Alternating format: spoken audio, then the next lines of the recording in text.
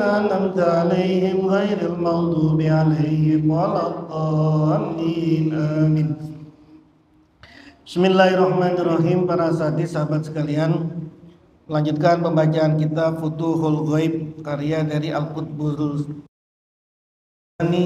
Syekh Muhyiddin Abdul Qadir Al-Jailani radhiyallahu anhu wa qaddasallahu sirah. Bismillahirrahmanirrahim. Al-maqalatut tasi'atu wal arba'una. Maqalah yang ke-49. Fi zammin naumi, di dalam tercelaknya tidur. Zammin naumi, di dalam tercelaknya tidur. Maqalah 9 ini akan membahas mengenai fadilatus sahri alan naumi, keutamaan begadang, keutamaan tidak tidur ketimbang tidur. Wahaluman ikhtaro an-nauma ala sahri, dan menjelaskan mengenai keadaan orang yang lebih mementingkan, lebih memilih tidur daripada begadang. Ini begadang jangan diartiin, sebab kan kalau ngomong begadang itu ya konotasinya susah juga menerjemahkan sahar itu, menerjemahkan lawannya itu kan sahar. Sahar terjaga itu ya kozo, sahar itu ya yang paling dekat artinya ya begadang gitu. Tapi begadang itu kalau diasumsi kita kan begadang itu ya nggak kemana, nggak apa-apain. Kalau orang tidak tidur karena pikir, nggak begadang gitu. Begadang itu ya nongkrong, keluyuran, malam nggak tidur gitu. Jadi ini akan membahas mengenai keutamaan begadang, keutamaan tidak tidur sepanjang malam ketimbang memilih tidur. Lebih memilih terjaga daripada tidur. Baik ya malam hari, karena umumnya orang tidur itu malam, maupun di siang hari ataupun lainnya. Allah radhiyallahu anhu wa ardhah. Berkatalah Tuan Syekh radhiyallahu anhu wa ardhah, man ihtaron nauma, man barang siapa, ikhtaro yang memilih siapa, man an-nauma pada tidur, alas sahri, itu ada kalimat yang kebuang gitu. Kalau ngeliat dari sarahnya, as-sahri, alif lam sin ha besar ro, ala as-sahri, alif lam sin ha ro, baca as-sahr atau as-sihr. Man barang siapa, ikhtaro yang memilih siapa, man an-nauma pada tidur, alas sahri ketimbang tidak tidur, ketimbang begadang, lebih milih tidur daripada begadang. Allazi huwa, yang adapun sahar, yang adapun begadang itu sababul yaqozoti, menjadi penyebab bangun.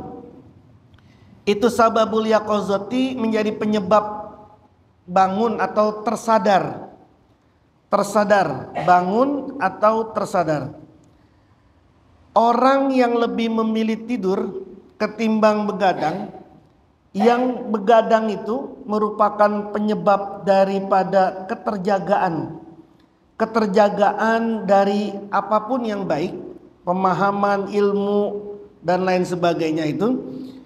Ikhtaro, maka memilih siapa siman, al-ankuso, pada yang lebih kurang, al-ankuso, pada yang lebih kurang, wal adna, dan yang lebih rendah, wal luhuqa, dan mengikuti, bil mauti, dengan kematian, wal ghaflati, dan lalai, anjami ilma solihi, dari semua kemaslahatan. Kata Tuan Syekh, orang yang lebih milih tidur daripada begadang, itu dia sama saja memilih sesuatu yang lebih kurang, lebih rendah, dan mengikuti pada kematian, dan lupa min anjami ilma soleh, dari semua kebaikan. Karena mayoritas kebaikan itu ada pada waktu terjaga, ada pada waktu bangun, tidak pada waktu tidur. Jadi orang yang memilih tidur daripada bangun, itu dia lebih memilih sesuatu yang lebih kurang, yang lebih rendah, dan mengikuti kepada kematian dan lupa dari semua kebaikan-kebaikan. Kenapa bisa begitu? Li'anna nauma, karena bahwasanya tidur itu ahul mauti, saudaranya kematian. Tidur itu saudaranya kematian. Jadi kalau ada orang tidur seperti orang yang meninggal. Ada orang yang bangun dari tidur, itu kata Al-Ghazali sama seperti orang yang bangun dari dibangkitkan dari kematiannya. Jadi orang, kata Al-Ghazali, orang yang tidur sama seperti orang yang mati.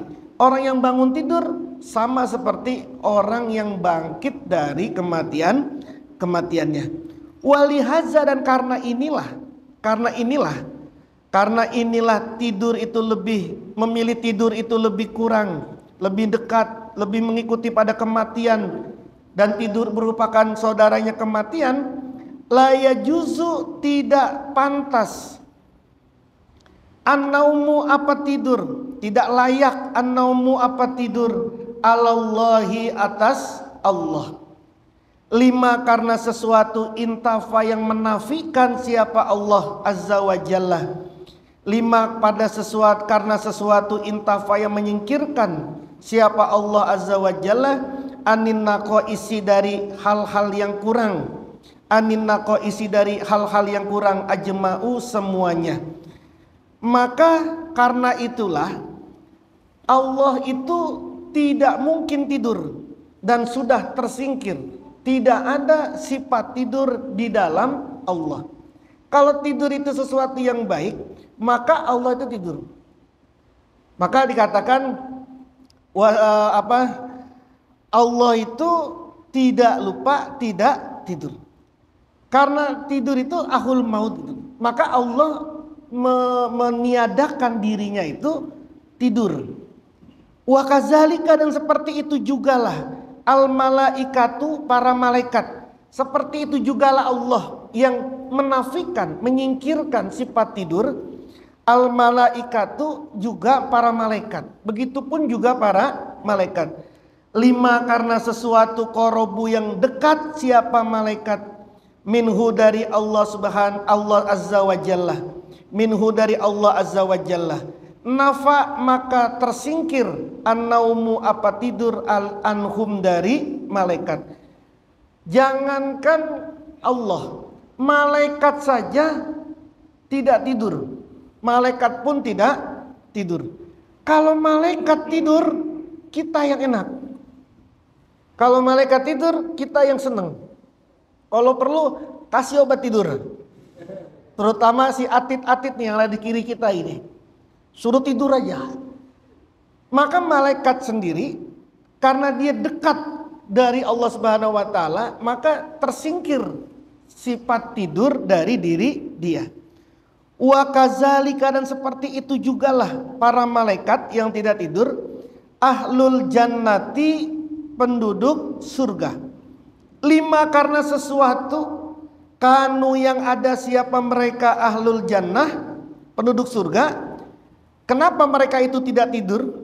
Karena mereka itu fi arfa'il mawadi'i, di paling tingginya tempat-tempat, wa athariha, dan paling sucinya tempat-tempat, wa anfasiha, dan paling bagusnya tempat-tempat, wa akromiha, dan paling mulianya tempat-tempat. Nafa, maka tersingkir, an-naumu, apa tidur, anhum, dari ahlul jannah. Nanti penduduk surga pun tidak ada yang tidur, semuanya melek, meskipun kasurnya cakep-cakep. Kan di Quran dibayangkan, di hadis juga dibayangkan, dia punya kasur yang ranjangnya sangat empuk, terbuat dari sutra segala macam. Ada ranjangnya, ada kasurnya, tapi tidak tidur. Ahlul jannah itu tidak tidur. Kenapa dia tidak tidur? Karena dia ada di paling tingginya tempat, dia ada di paling sucinya tempat, dan ada di paling bagusnya tempat, juga ada di paling mulianya tempat. Maka tidur tersingkir dari ahlul jannah. Kita yang bukan Tuhan, bukan malaikat dan belum masuk di ahlul jannah, maka kita punya kefitrahan. Kita pasti punya fitrah. Sifat manusia adalah tidur. Tidak mungkin manusia tidak tidur, tidak mungkin, karena fitrahnya manusia adalah tidur. Tapi tidurnya ini yang dibahas di sini bukan berarti orang ini tidak boleh tidur selamanya.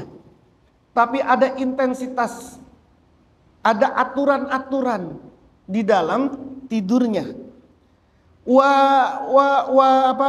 Likaunihi karena adanya sinaum, likaunihi karena adanya naum tidur, nakson itu kekurangan, sifat kurang, fi halatihim pada keadaan mereka. Ya para ahli surga, para malaikat Allah, tidur itu merupakan sifat nakes, sifat kurang. Dan kita punya sifat kekurangan dalam diri manusia ini, punya sifat kekurangan, yaitu tidur. Jadi tidur itu sifat kekurangan. Tapi nggak mungkin manusia itu tidak lepas dari itu. Maka meskipun dia merupakan sifat kekurangan, maka dia diatur bagaimana tidurnya. Bahkan untuk orang-orang yang tidurnya diatur, dia mendapatkan al-mubassirat. Apa itu mubassirat? Mimpi-mimpi yang benar. Jadi bukan berarti tidur itu kebaikan, enggak. Tidur itu kekurangan. Maka kalau nanti belajar Al-Ghazali misalnya, Al-Bidayah wa Nihayah bagaimana tidur, Al-Ghazali sendiri mengatakan orang itu kalau sudah menyiapkan dirinya untuk tidur, tempat untuk menyiapkan tempat untuk tidur, berarti dia itu masih belum ahli taat lah. Orang itu tidur itu harus dalam keadaan memang mau tidur. Bukan dia belum mau tidur tapi kemudian dia tiduran, akhirnya menghayal kemana-mana. Bukannya berzikir, bukannya mengingat Allah, tapi ngayal. Ngayalnya 1,5 jam, baru kemudian tidur. Ngayal panjang itulah yang membuat dikatakan jangan tidur, jangan beranjak tidur kalau memang belum ngantuk. Kalau memang sudah ngantuk, ya silakan ke ranjang. Tapi kalau memang belum ngantuk, tidak keranjang. Nah ini yang suami-suami bisa jadi alasan.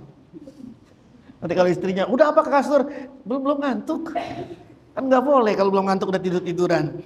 Tapi ngayalnya kemana-mana.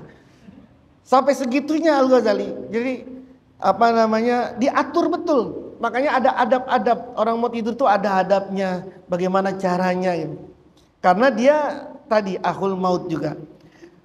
Fal khairu, maka adapun kebaikan, kullul khairi, semua kebaikan itu fil yaqazah, ada di dalam kesadaran, keterjagaan. Semua kebaikan itu fil yaqazah, ada di dalam keterjagaan, bangun. Wasarru, dan adapun keburukan, kullu sarri, semua keburukan itu fin naumi, ada di dalam tidur. Wal ghaflati, dan lupa kepada Allah.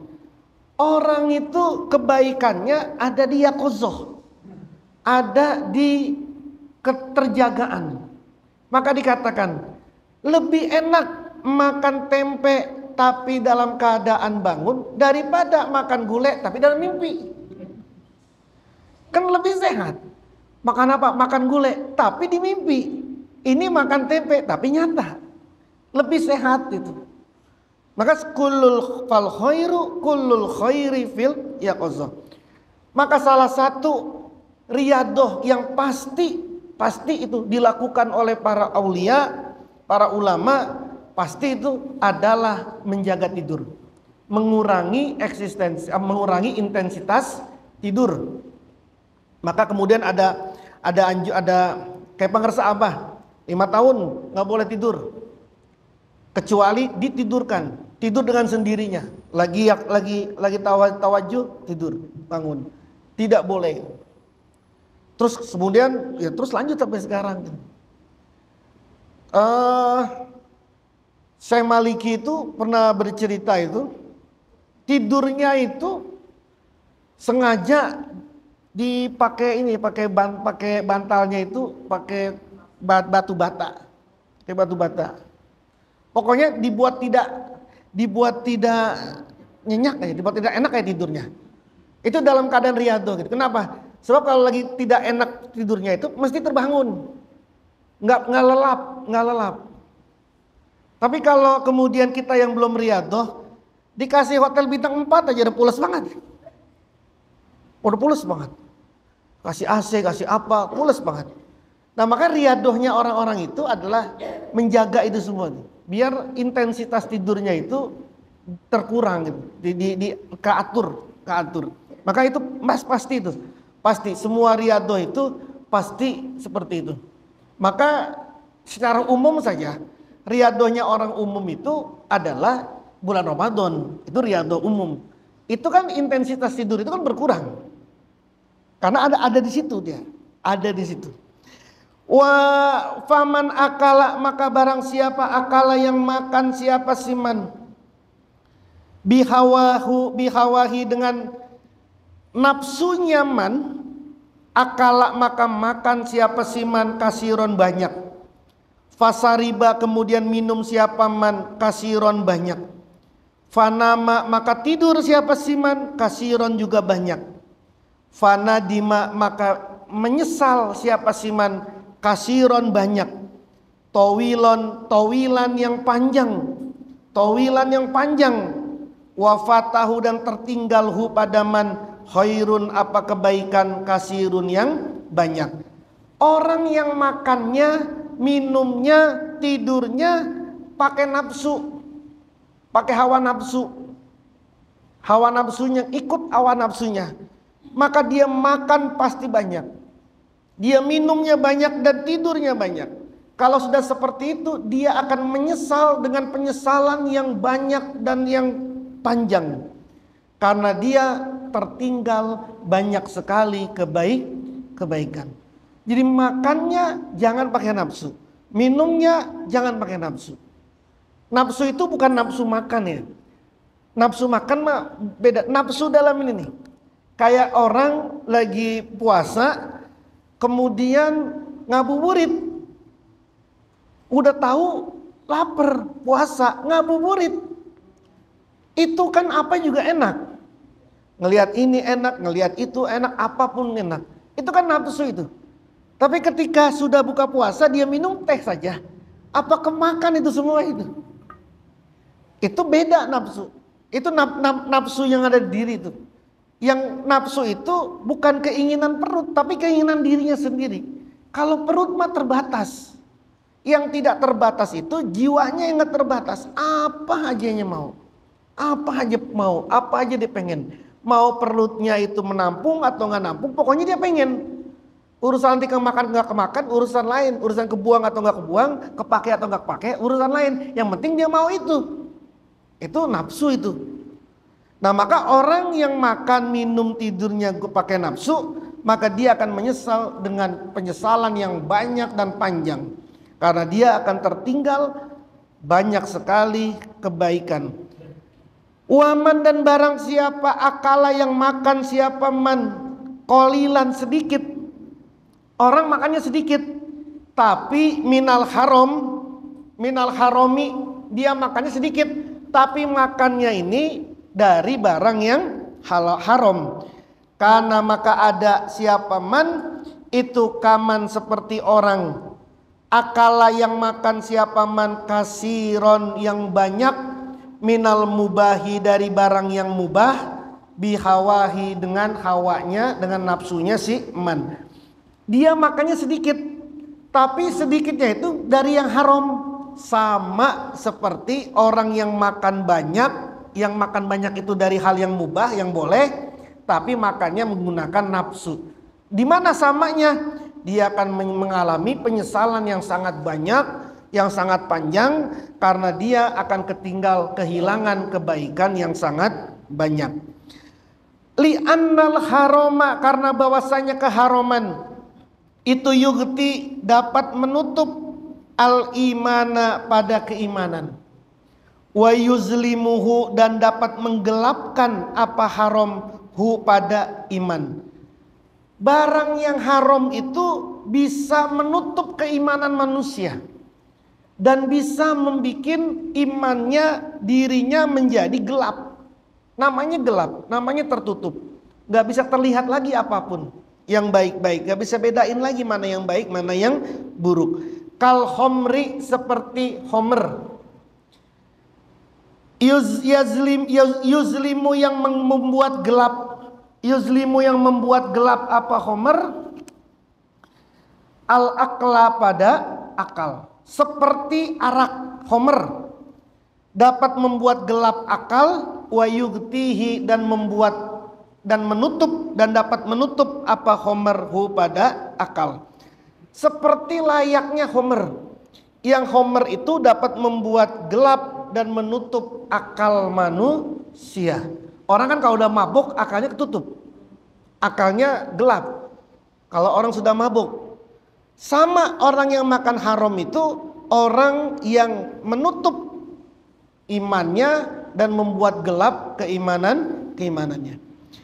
Faiza azlama, maka jika sudah gelap al imanu apa keimanan, kalau keimanan dalam diri dia sudah gelap, fala solata, maka tidak ada solat, wala ibadata dan tidak ada ibadah, wala ikhlaso dan tidak ada keikhlasan. Kalau sudah gelap imannya, gelap ketutup imannya, udah nggak mau sholat, ya sholat tapi sholat-sholatan. Udah kagak ada memperhatikan sholatnya, nggak memperhatikan ibadahnya, nggak memperhatikan keikhlasannya, nggak memperhatikan kehalalannya, mana yang halal, mana yang haram, nggak ada itu memperhatikan itu. Kenapa? Karena imannya sudah ketutup dan sudah gelap. Akibat apa itu? Akibat makan barang yang haram, meskipun cuma sedikit. Sama seperti orang yang makan barang yang haram meskipun sedikit, orang yang makan banyak dari barang yang halal. Orang yang makan yang banyak, makannya banyak meskipun itu halal, banyak pakai nafsunya, sama seperti tadi. Dia bisa menutup, bisa membuat imannya ketutup. Membuat imannya menjadi gelap.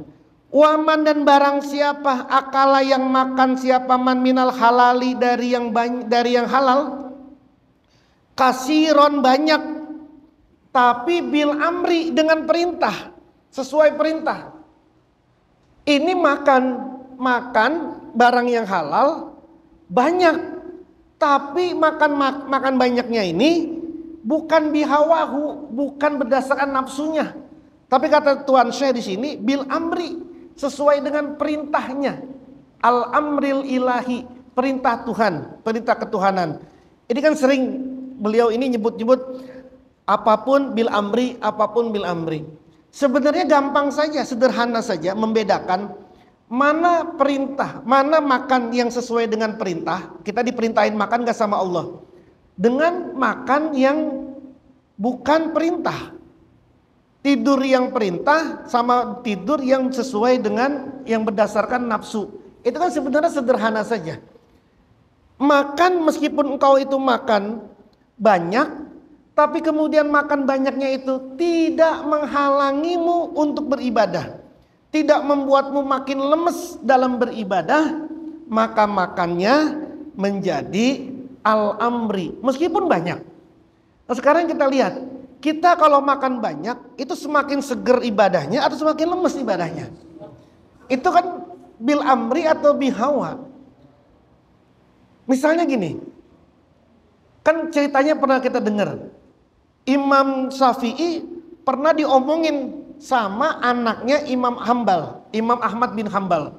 Anaknya Imam Ahmad bin Hambal ngomongin Imam Syafi'i saat beliau lagi nginep di rumahnya. Ya intinya kira-kira ngomong begini, Pak, itu Imam Syafi'i guru kamu? Iya. Yang kamu bilang itu pemimpinnya orang Islam? Iya. Itu benar dia orangnya kayak gitu? Iya. Emang kenapa? Salah satu yang dikomplain sama anaknya adalah makannya banyak banget. Udah begitu saya ngelihat tiduran aja kagak sholat malam gitu ya. Udah begitu sholat subuhnya kok nggak pakai wudhu gitu kan. Dia yang pertama dilihat makannya banyak banget. Jadi dikomplain ini anaknya Imam Ahmad bin Hambal. Maka kemudian pada saat itu kata Imam Hambal, ayo ngomong langsung ya Imam Syafi'i. Imam Syafi'i langsung bilang begini loh dek. Beliau bilang, ayahmu ini orang soleh, wa ta'amus soleh dawaun. Orang tuamu ini orang soleh, makanannya orang soleh adalah obat. Aku datang untuk memakan dalam rangka berobat melewat makanan ayahmu. Itu bil amri. Buktinya makannya beliau ini nggak banyak, makannya banyak ini tidak mengganggu. Loh, tapi kan nggak bangun sholat, kok tidur? Saya ini baru meletakkan kepala, tiba-tiba di depan saya itu terbuka Al-Quran dan terbuka hadis. 72 masalah dalam urusan fikih saya bisa selesaikan malam itu juga. Sehingga saya tidak sempat lagi untuk sholat karena terbuka.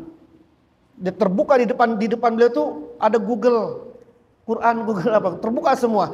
Yang kemudian pasalah, oh ini halal hukumnya karena Qurannya ini. Oh ini haram hukumnya, hadisnya ini. 72 masalah ada. Kalau kemudian saya ini tidak wudhu lagi ketika subuh karena memang saya belum batal wudhu. Artinya begadang juga. Begadangnya nyelesain 72 masalah yang terbuka sama dia. Nah itu atau makan bil amri. Jadi bedanya sebenarnya gampang aja. Tadi seperti sederhana. Kalau kita kan nggak bisa. Kalau kita ini kan nggak connect sama Allah. Nggak connect sama Allah itu maksudnya Allah perintahin saya makan apa enggak nih? Tapi kan bisa lewat khalifah-khalifahnya Allah. Lewat dokternya atau lewat gurunya. Kalau kata dokter, makan kamu yang banyak, kurangan gizi kamu, begini-gini, makan, itu al-amri itu. Tapi kalau misalkan kata gurunya, kamu makan yang banyak, makan yang banyak. Tapi kata gurunya, kamu makan sedikit, makan yang sedikit. Karena macam-macam ini guru ini. Guru bahkan ada yang bilang kepada muridnya, kamu jangan bangun-bangun, tidur terus. Bangun, tidur lagi terus, tidur lagi terus. Bangun lagi, tidur. Pokoknya jangan lebih banyak tidur daripada bangun. Ada guru yang mengatakan begitu. Kenapa? Sebab dia ngelihat muridnya ini kalau lagi melek banyak banget maksiatnya. Mendingan tidur. Nah, ini murid masih dalam tahap seperti itu. Murid masih dalam tahap dia ini kalau bangun banyak banget maksiatnya, ribet aja pokoknya. Inilah itulah, pokoknya maksiat terus. Mendingan dia tidur. Engkau ini tidur lebih selamat daripada bangun. Jadi kamu tidur aja terus. Itu perintah itu. Kenapa? Karena gurunya tahu kalau ini murid masih dalam tahap seperti itu. Ada guru yang umumnya mengatakan kamu jangan tidur ya, tidurnya sekian aja. Jangan tidur kecuali lagi tawajuh saja. Kalau dalam bahasa Jawa, kamu jangan tidur, pati geni. 3 hari pati geni. Jangan makan, jangan tidur. Jangan makan, jangan tidur. Kemudian jangan makan, jangan minum, jangan tidur. 3 hari. Puasa, batal puasa cuma minum seteguk saja. Seteguk minuman, lanjut lagi. Nanti sahur, minum lagi. Sama makan sesuap, besok subuh, begitu lagi 3 hari. Itu bil amri itu namanya. Tapi kalau nggak ada yang merintahin seperti itu, bukan nggak ada punya guru, nggak ada dokter, dirinya sendiri itu lebih condong kepada hawa, kepada hawanya, kepada nafsunya. Maka banyak sekali orang ngelihat kok syekh-syekh, guru-guru, syekh mursyid, guru-guru orang toreko, orang tasawuf, kok gemuk-gemuk, katanya ngajarin zuhud, kok gemuk-gemuk banget sih. Bahkan ada ahli silsilah kita namanya Syekh Abu Bakar Dulab As-Sibli. Syekh Abu Bakar Dulab As-Sibli ini saminan jiddan, gemuk banget beliau ini. Syekh Abu Bakar Dulab As-Sibli ini sangat gemuk sekali. Ketika beliau ditanya, Syekh, Anda ini kan guru toriko, guru tasawuf, ngajarin zuhud, ngajarin waro, ngajarin qanaah, tapi kok jadi gemuk banget sih? Makan apa? Makan mulu. Apa beliau bilang? Kullama atazakkaru ana abduman isdada samnan. Setiap kali aku ingat, ana abduman, saya ini hambanya Allah. Setiap saya ingat, wah Allah saya ini hambamu ya Allah, isdada samnan, maka bertambahlah badanku, bertambahlah gemukku. Jadi ada ulama yang seperti itu. Bahkan ada seorang guru mursyid juga, orang syekh, itu gemuk saminan kadabbi minas siman. Saking gemuknya itu kadabbi minas siman, seperti beruang. Udah mungkin orangnya pendek, gemuk. Udah kan udah kayak beruang. Udah gitu orang sana pakai kulit, pakai jaket, pakai wol yang tebal-tebal itu karena musim dingin. Ya udah kayak apa itu? Kadibbi minas siman. Ditanya seperti itu, beliau bilang, wa izzatihi ta'ala, demi zatnya Allah Ta'ala, bersumpah dia, masammanani al-aqlu wa inna masammanani hubbuhu ta'ala.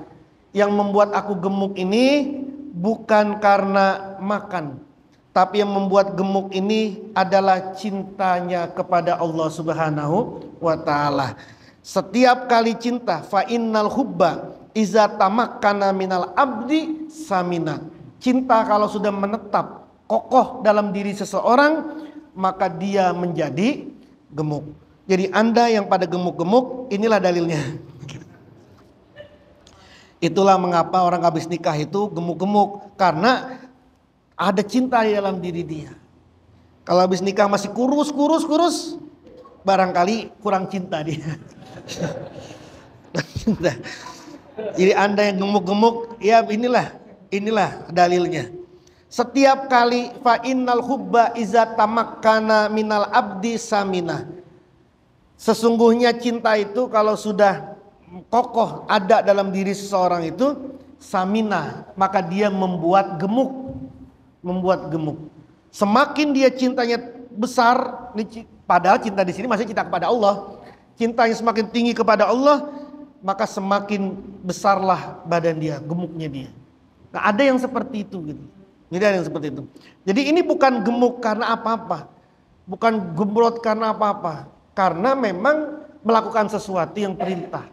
Dan gemuknya itu karena gemuk cintanya kepada Allah. Nah, Anda pakai dalil ini boleh, nggak apa-apa. Yang gemuk-gemuk, gemuk banget sih, cinta banget berarti saya sama kamu gitu ya. Kayak ini gemuk gitu. Nah, jadi orang yang makannya banyak, tapi bil amri, dia sesuai dengan perintah. Banyak tapi perintah, sesuai dengan perintah. Itu karena ada kaman seperti orang, akala yang makan siapa man minhu dari akala yang makan siapa man minhu darinya al-akal, minhu dari al-halal, minhu dari yang halal, qalilan sedikit. Orang yang makannya banyak, makan halalnya yang banyak tapi sesuai dengan perintah, itu seperti orang yang makannya sedikit, makan halalnya yang sedikit. Nah, samanya itu finnasati di dalam semangat, fil ibadati di dalam beribadah, wal kuwati dan kekuatan. Orang kan umumnya kalau makan sedikit itu kan enak kan, mau apa-apa enak gitu, mau zikir enak, mau apa enak. Tapi kan kalau udah kekenyangan gitu, ini kayak saya sekarang agak kekenyangan ini. Udah mesen nasi uduk tadi, baru pulang jam 8:30, kurang baru pulang. Kita mau berangkat, udah dibilang ini nasi uduknya. Kita mau tinggal, habis lantar kita. Jawaban Humeli udah dibeliin, ya makanlah kita. Makan kagak dihabisin bagaimana, makanlah. Datanglah jadi kenyang. Tapi kan kalau kenyang begitu kan bisa jadi nggak enak.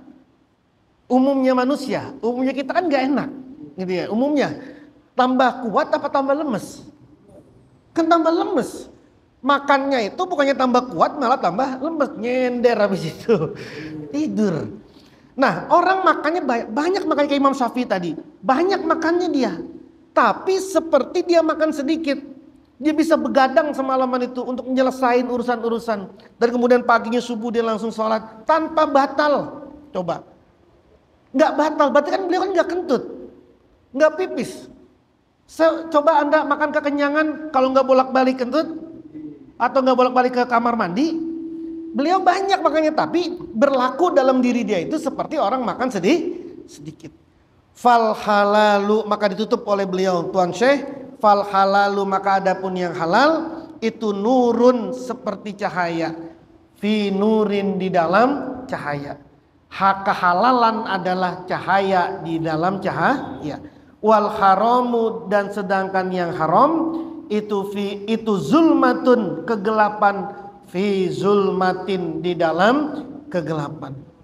La khaira, tidak ada kebaikan, fihi, di dalam keharaman, fihi, di dalam keharaman. Aklul harami, adapun makan yang haram, aklul halali, adapun makan yang halal.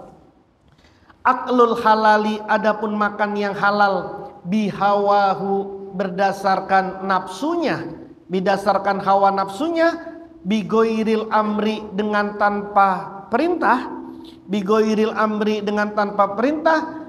Wa aklul harami, dan adapun makan yang haram itu mustajlibani, dapat menarik. Itu mustajlibani, dapat menarik. Apa keduanya? Makan halal tapi dengan nafsunya, makan yang haram, keduanya dapat menarik. Lin naumi, pada tidur. Fala khaira, maka tidak ada kebaikan, fihi, di dalamnya si man. Sama sudah seperti itu. Jadi kita ngukur. Kalau kita kemudian habis makan, kemudian kekenyangan, lalu kemudian kita lemes, mau sholat malas, mau apa malas, terus kemudian ngantukan, berarti makannya kita bihawa, berdasarkan nafsu. Tapi kalau kemudian kita makan banyak, setelah itu makin semangat, makin giat, berarti makan kita itu sudah bil amri. Dicek dah seperti ini. Wallahu a'lam bishawab. Al-Fatihah. A'udzubillahi minasyaitonirrajim. Bismillahirrahmanirrahim.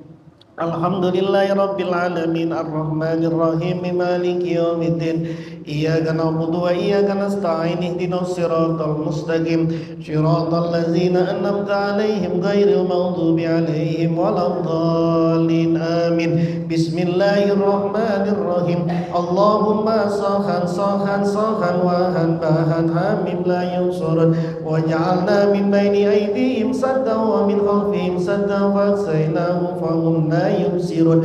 Kafha ya ain sad ha mim ain sin qaf la yusaddauna wa la yunzifun. Ya Rabbu ya Rabbu ya Rabbu wa la haula wa la quwwata illa billahil aliyyil azim. Allahumma sahan sahan sahan wahan bahan ha mim la yunsurun waj'alna min baini aydihim saddan wa min khalfihim saddan fa'saynahu fahum la yubsirun.